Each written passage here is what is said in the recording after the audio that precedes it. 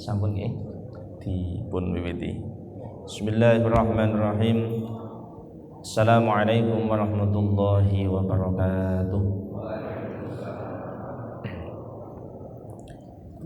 Bismillah, alhamdulillah, salatu wassalamu ala rasulillah Sayyidina Muhammad ibn Abdillah wa ala alihi wa ashabihi wa walah. Allahumma salli wa sallim wa barik ala Sayyidina Muhammadin salatan tuthabbitu fi qalbina al-iman wa tuhafizuna al-Qur'an wa tufahhimuna minhu al-ayat wa taftahu lana biha nural janat wa nuran na'im wa nuran nazar ila wajhikal karim wa ala alihi wa ashabihi ajma'in. Allahumma salli wa sallim wa barik ala sayyidina Muhammadin al-fatih lima ughliqa wal khatimi lima sabaqa nasirul haqqa bil haqqi wal hadi ila siratikal mustaqim sallallahu alaihi wa ala alihi wa ashabihi haqqa qadrihi wa miqdarihi al-azim. Amma ba'd, bapak-bapak, ibu-ibu, jamaah sholat subuh rahimakumullah. Mari kita mulai kajian kita pada pagi hari ini dengan bersama-sama niat sebagaimana niatnya orang-orang soleh di dalam mereka menuntut ilmu, di dalam mereka mengkaji ilmu. Mudah-mudahan Allah Subhanahu wa taala memberikan kita anugerah sebagaimana yang diberikan oleh Allah Subhanahu wa taala kepada orang-orang soleh sebelum kita. Amin Allahumma amin. Monggo ditirukan. Bismillahirrahmanirrahim. Nawaitu ta'alluma wa ta'lim wa tadhakkura wa tadhkir wan nafa'a wal intifa' wal fa'idata wal ifadata wal istifadah wal hatha ala tamassuki bi kitabillahi ta'ala wa sunnati rasulih. Allahumma rzuqni haddan minal ilmi wafiran yastaqimu bihi lisani wa tata'afa bihi arkani wa yasfu bihi zamani wa atafawwaqu bihi ala aqrani. Rabbi zidni ilma warzuqni fahma. Amin.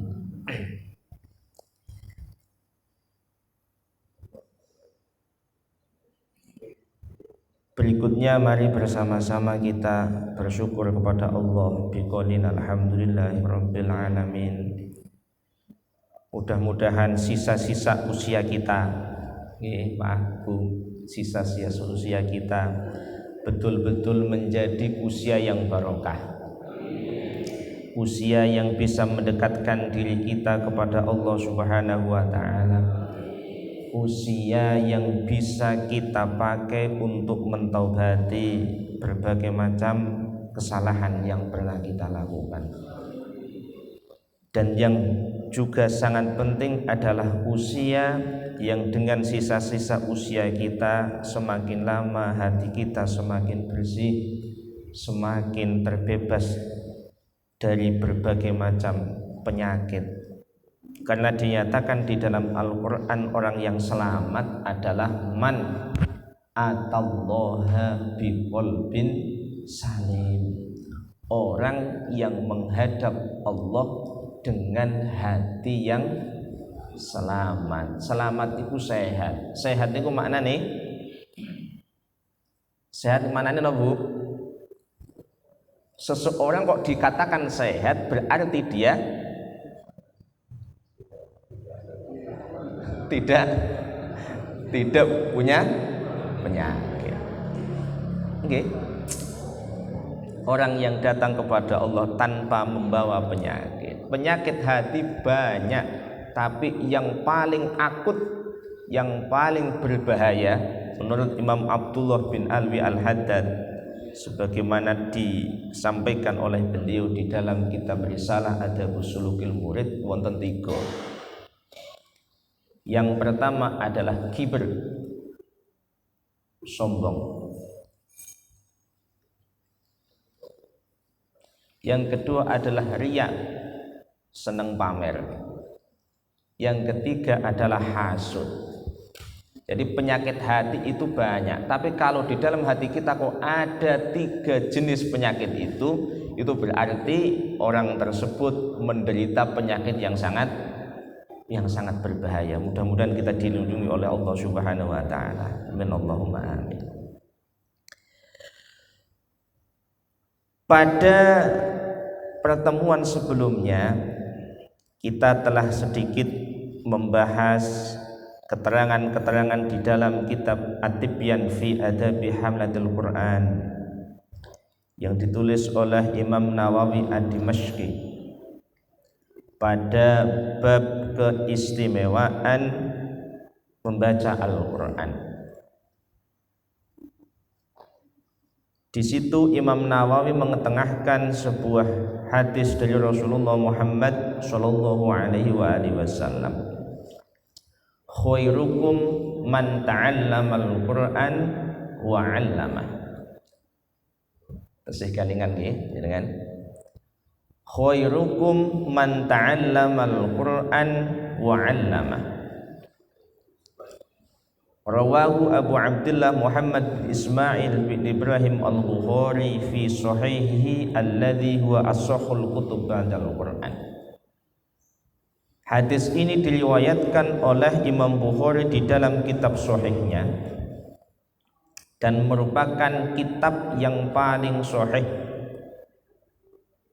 setelah Al-Qur'an. Khairukum man ta'allamal Qur'an wa 'allamah. Sebaik-baik kalian adalah orang yang mau belajar dan mengajarkan Al-Qur'an. Hadis ini dari Rasulullah Muhammad sallallahu alaihi wasallam itu disampaikan kepada Sayyidina Utsman bin Affan. Sayyidina Utsman bin Affan kemudian disampaikan kepada salah satu muridnya, Abu Abdurrahman As-Sulami. Abu Abdurrahman As-Sulami yang merupakan muridnya sinten? Utsman bin Affan. Ini memberikan komentar di dalam Sunan At-Tirmidzi. Fadzakal ladzi aq'adani maq'adi hadza. Hadis itu yang membuat aku bertahan duduk di posisiku ini. Posisi ini napa? Mulang Quran.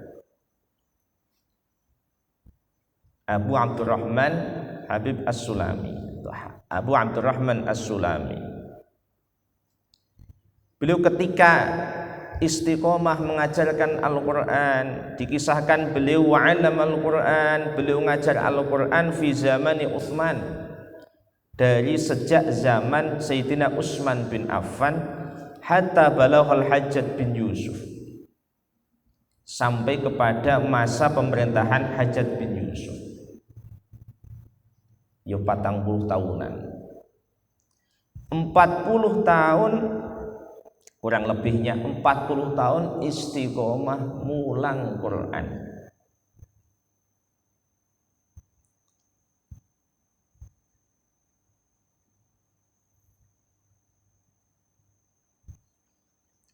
Karena terinspirasi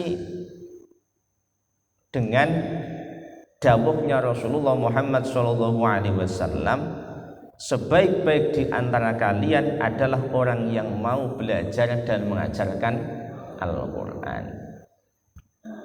Kadang-kadang Pak, ilmu sing manfaat itu modeling ngoten. Jadi satu tapi sangat membekas yang menjadikan hidupnya berubah. Kita mendengar ada berbagai macam amal soleh.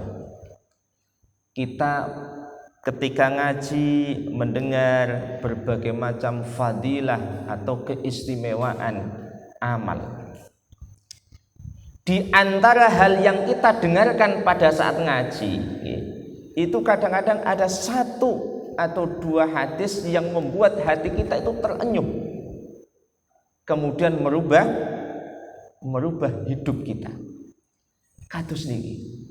Ada banyak aktivitas ibadah, mulang Quran ibadah saya napa saya?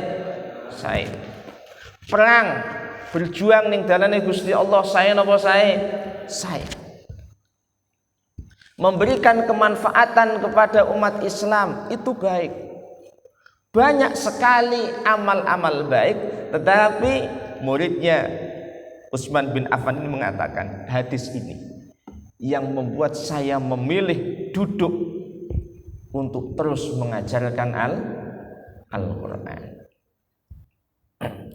Maka di dalam Sahihul Bukhari Rasulullah Muhammad SAW ditanya, amal apa yang paling disukai oleh Allah Subhanahu wa Ta'ala?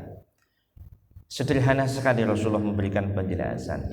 Amal yang istiqomah, yang mudawamah, meskipun itu sedikit, sedidik tapi istiqomah.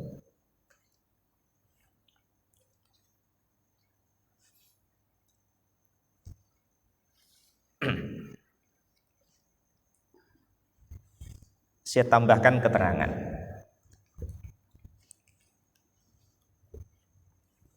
Di dalam kitab Khosaisul Ummatil Muhammadiyah, keistimewaan keistimewaan umatnya Rasulullah Muhammad Sallallahu Alaihi Wasallam. Kitab ini ditulis oleh Syed Muhammad bin Alwi Al-Maliki. Di situ diketengahkan riwayat dari Anas bin Malik radhiyallahu taala anhu.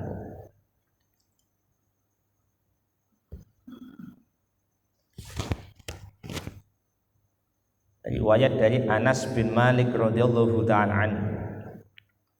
Qala Rasulullah sallallahu alaihi wa alihi wasallam. Rasulullah bersabda, jenengan ngangen-angen sing tenan iki. Man 'alama ibnahul Qur'an nadharan. Ini kaitannya masih berkaitan dengan keistimewaan mengajarkan Al-Qur'an. Man 'alama ibnahul Qur'an nadharan ay fil mushaf, barang siapa yang mengajari anaknya Al-Qur'an dengan cara nadharan. Nadharan itu melihat mushaf. Coro dewi zaman akhir ini menyebutnya ngaji surukan. Ngaji tapi bukan apalan, dengan melihat Al-Qur'an. Ghufira lahu ma taqaddam min dzambihi wa ma ta'akhkhar. Maka dosa-dosanya yang telah lalu, dosa-dosanya yang akan datang itu diampuni oleh Allah Subhanahu wa Ta'ala. Jadi ono amal, ada sebuah aktivitas apabila kita kerjakan menjadikan dosa kita diampuni oleh Allah Subhanahu wa Ta'ala. Di antaranya napa? Mulang anake Al-Qur'an. Istimewa nggih. Mulang anake Al-Qur'an. Di dalam Sahihul Bukhari itu ada, saya menemukan ada 3 aktivitas yang apabila itu dikerjakan itu juga akan menyebabkan dosa-dosa kita diampuni oleh Allah Subhanahu wa taala. Sing nomor 1 mayyakum lailatal qadri ghufira lahu ma taqaddama min dzambi. Barang siapa yang beribadah pada malam Lailatul Qadar, maka dosa-dosanya akan diampuni oleh Allah Subhanahu wa taala.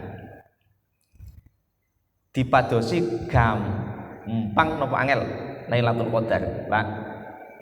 Nun yo gampang-gampang angel. Dikatakan gampang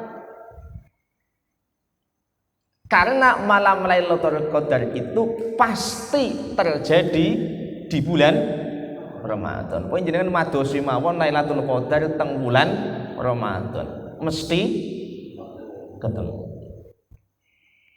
Ya tanggal pinten kok usah mikir teman-teman. Pokoknya tanggal 1 sampai tanggal 30 nggih. 1 bulan full jenengan istiqomah ibadah setiap malam, pasti salah satunya ketemu dengan Lailatul Qadar. Berarti angel nggih dipatosi. Sebabnya rahasia. Kadang-kadang meskipun kita ketemu tidak merasa. Lebih ruwet lagi tidak ketemu tapi merasa ketemu. Rahasia Lailatul Qadar ini. Tapi ada lagi yang lebih ringan.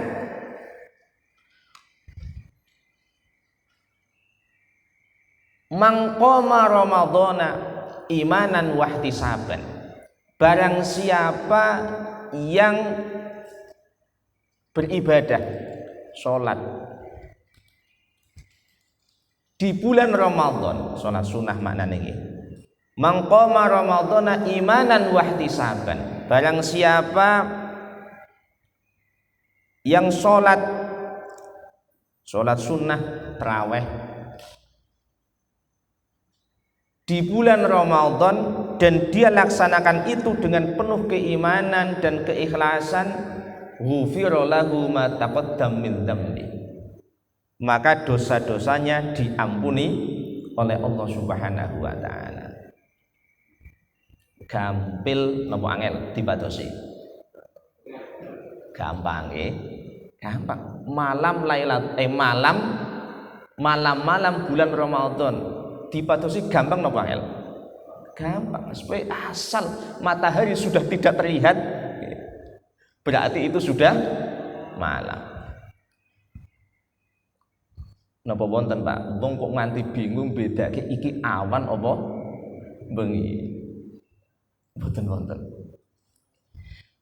Tapi ada lagi yang lebih gampang lagi. Dikatakan lebih gampang karena ini sifatnya wajib. Man shoma Ramadhana imanan wahtisaban ghufira lahu ma taqaddam min dzambi.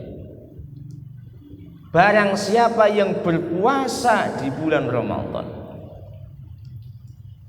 puasanya itu imanan wahtisaban, didasari oleh iman dan ikhlas karena Allah Subhanahu wa taala, ghufira lahu ma taqaddam min dzambi, maka dosa-dosanya diampuni oleh Allah Subhanahu wa taala. Pun kula takon, mencari bulan Ramadan itu gampang napa angel?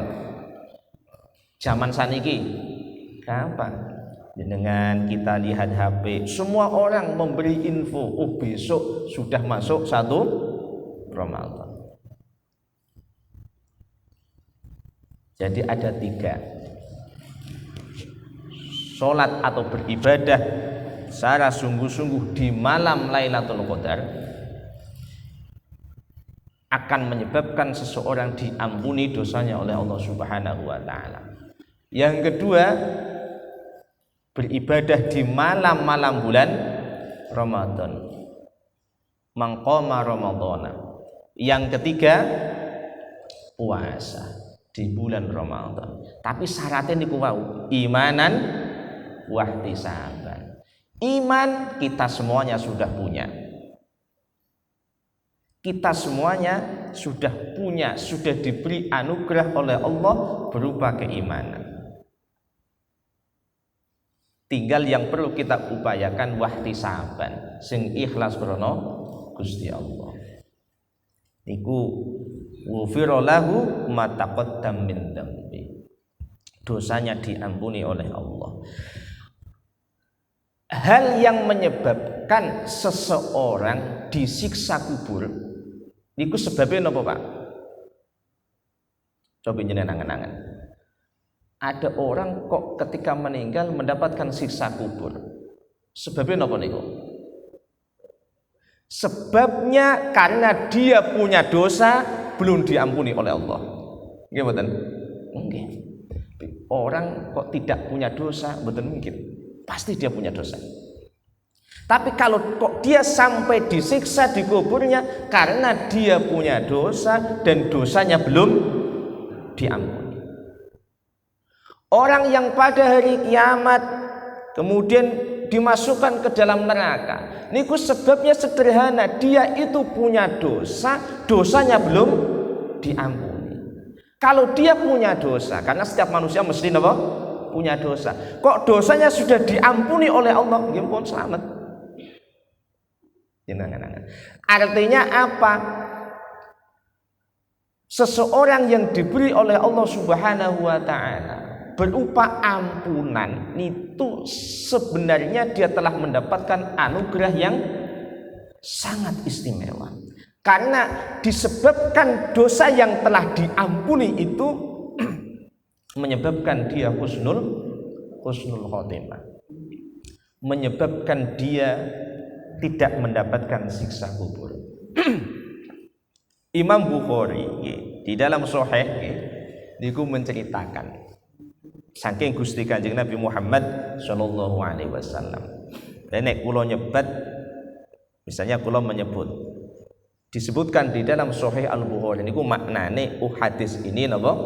Sahih. Kula kepengin ngomong ngoten jane.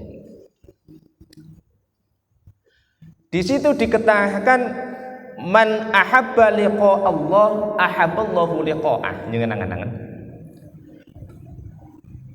Barang siapa yang senang berjumpa dengan Allah, maka Allah senang berjumpa dengan orang itu.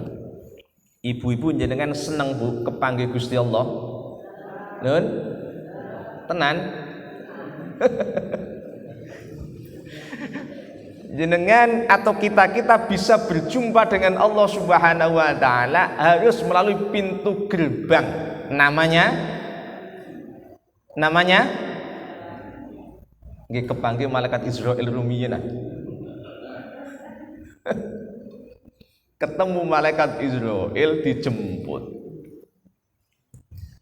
Man ahabba liqa Allah ahabballahu liqa'ah. Barang siapa yang senang berjumpa dengan Allah, Allah senang berjumpa dengan orang itu.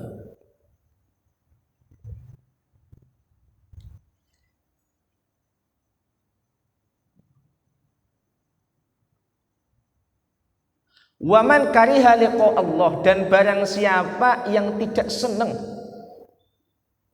berjumpa dengan Allah, karihallahu liqa'ah, Allah pun tidak senang berjumpa dengan orang itu.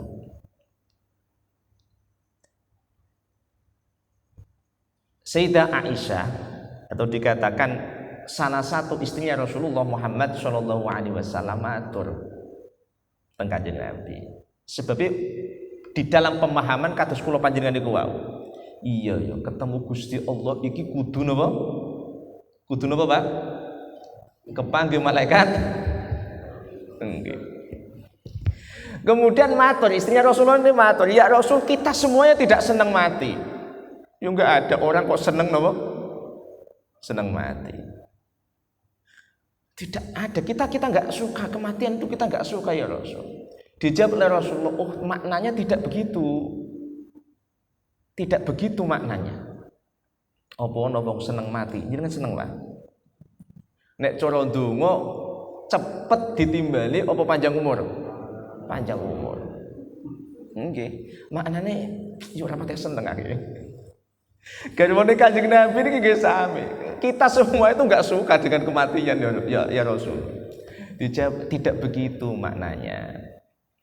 Maknanya orang beriman apabila dia mau meninggal dunia diperlihatkan kemuliaan yang akan diberikan Allah kepadanya. Diperlihatkan anugerah-anugerah yang akan diberikan Allah kepadanya. Sehingga tidak ada sesuatu yang lebih dia cintai daripada apa yang sedang dia lihat. Maka ketika malaikat Israel datang, ayo kita berangkat, akan kuantarkan kamu menuju tempatmu itu. Kira-kira seneng napa susah? Nun? Seneng. Lah niku lho sing dimaksud Kanjeng Nabi. Pun gambarane ngoten jenengan nggih. Jenengan dijemput tiyang, monggo nggih saya ajak rekreasi.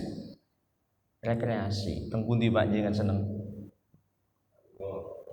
Gembira lukomo nang cedhak nggih. Gembira lukomo Bukit Fun. Ketika kita diajak rekreasi, diperlihatkan loh nanti ada berbagai macam jenis makanan gratis semua, sudah disiapkan oleh panitia, oleh donatur. Panjenengan tinggal berangkat gratis. Nanti di sana kita akan nginap di hotel bintang 7 mumet mana nih Bu? Bintang biasanya bintang Bu? 5 ini kanthi 7. Apik banget. Fasilitas semuanya gratis. Itu pasti kita akan dengan senang hati berangkat. Ada beban apa tidak? Tidak. Tidak ada beban sama sekali untuk meninggalkan rumah. Kenapa? Karena kita sudah diberitahu besok akan tinggal di hotel bintang 7 nih wow.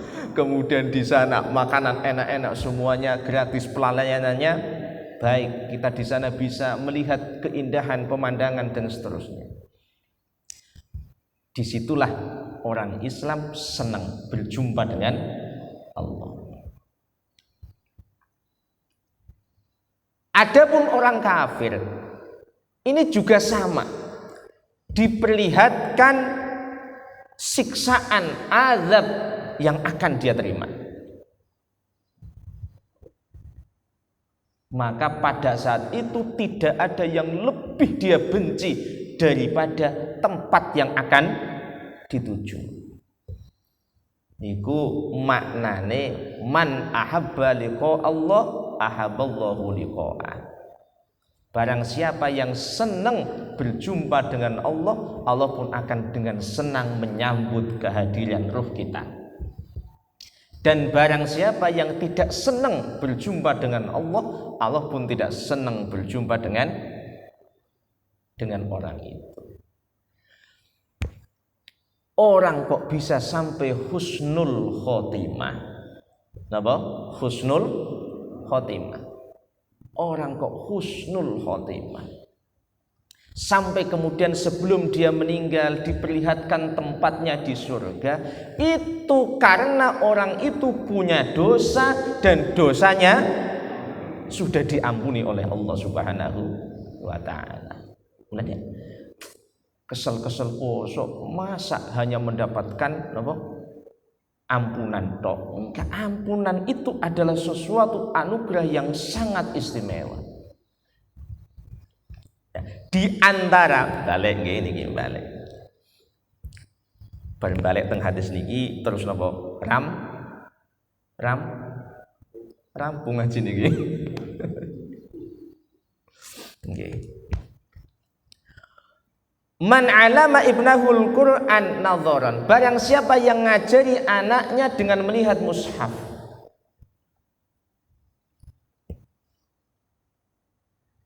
Ghufira lahu ma taqaddam min dzambihi wa ma ta'akhkhar, maka dosa-dosanya diampuni oleh Allah Subhanahu wa taala. Gampang napa angel? Yo gampang lah nggih.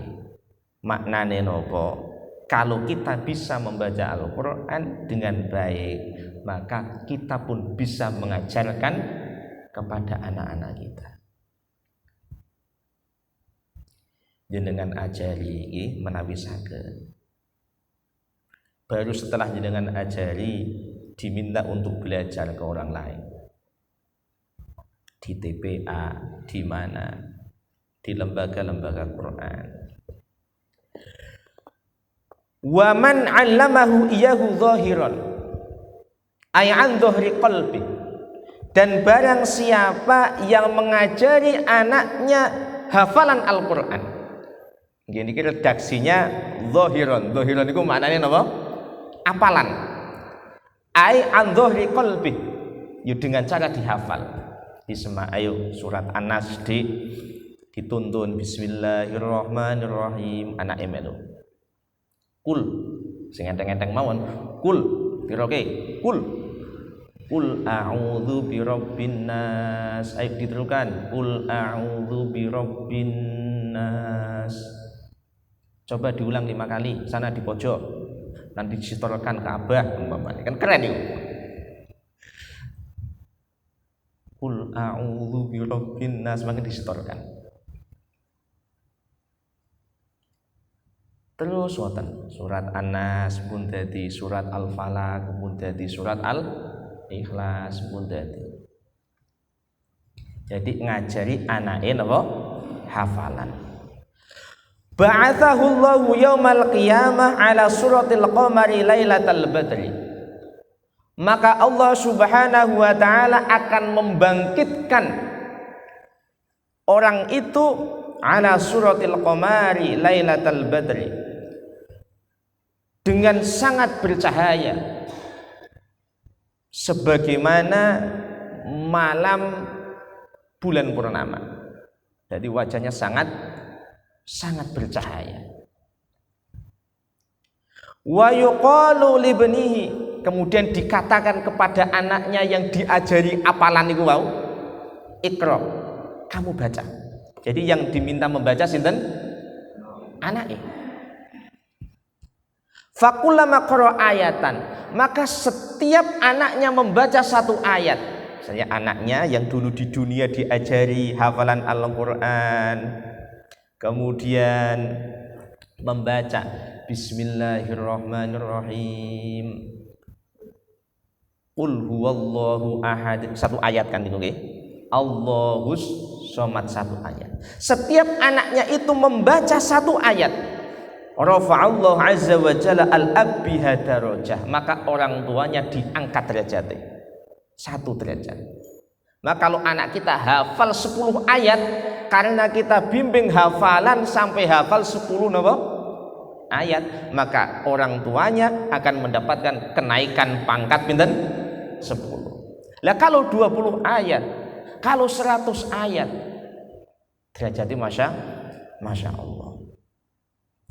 Hatta yantahiya ila akhiri ma ma'hu minal Qur'an, sampai kepada batas akhir yang dikuasai oleh anaknya itu. Maknanya ini anaknya hafal 1000 ayat, orang tuanya akan diangkat per ayat 1 derajat terus. 1 derajat niku nek cara kula gambarke ngoten lah, sederhanane nek cara ning donya. Pangkat niku kan ada napa? Eselon 1, eselon 2. Ini model-model ngoten lho, Pak.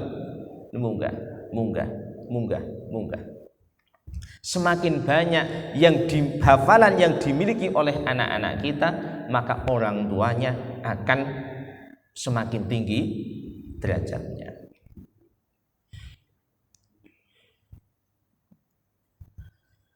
Riwayat dari sahabat Abi Hurairah radhiyallahu taala an,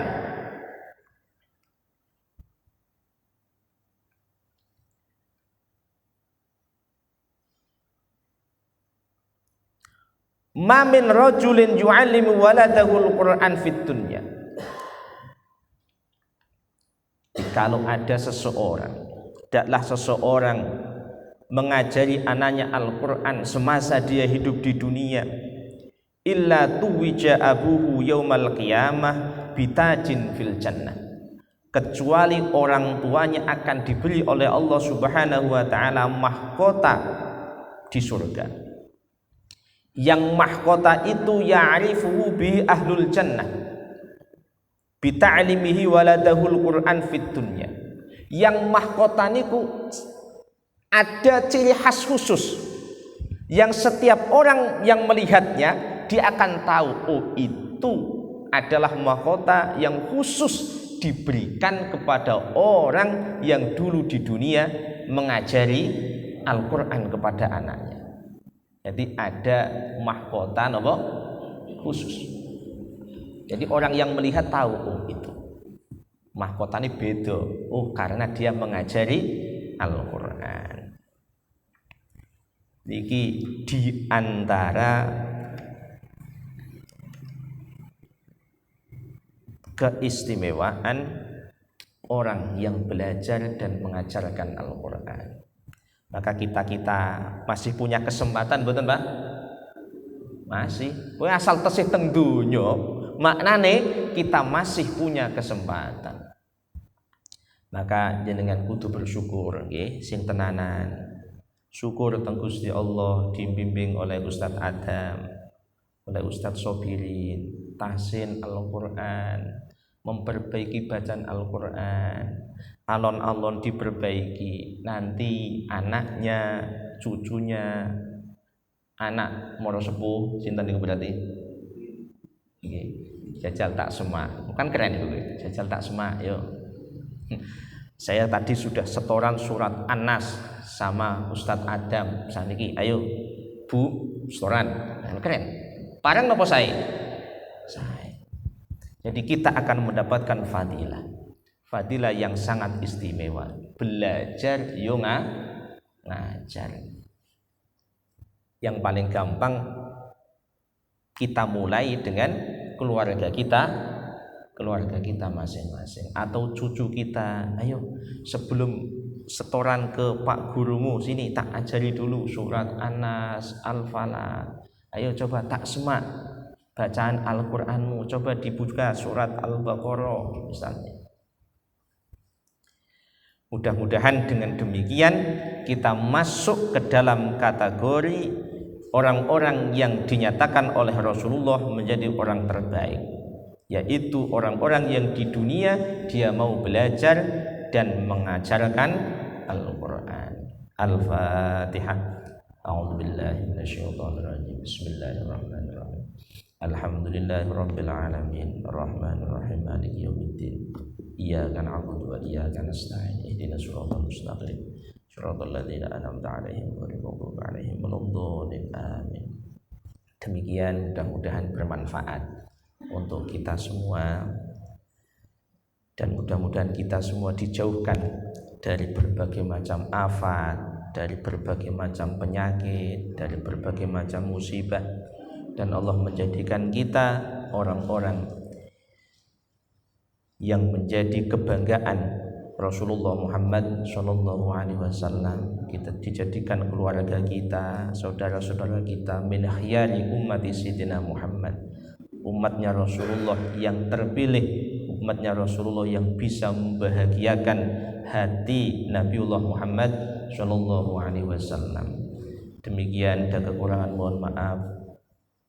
Subhanakallahumma wa bihamdika asyhadu an la ilaha illa anta astaghfiruka wa atubu ilaik. Subhanakallahumma wa bihamdika asyhadu an la ilaha illa anta astaghfiruka wa atubu ilaik. Subhanakallahumma wa bihamdika asyhadu an la ilaha illa anta astaghfiruka wa atubu ilaik. Wal 'afwu minkum. Assalamualaikum warahmatullahi wabarakatuh.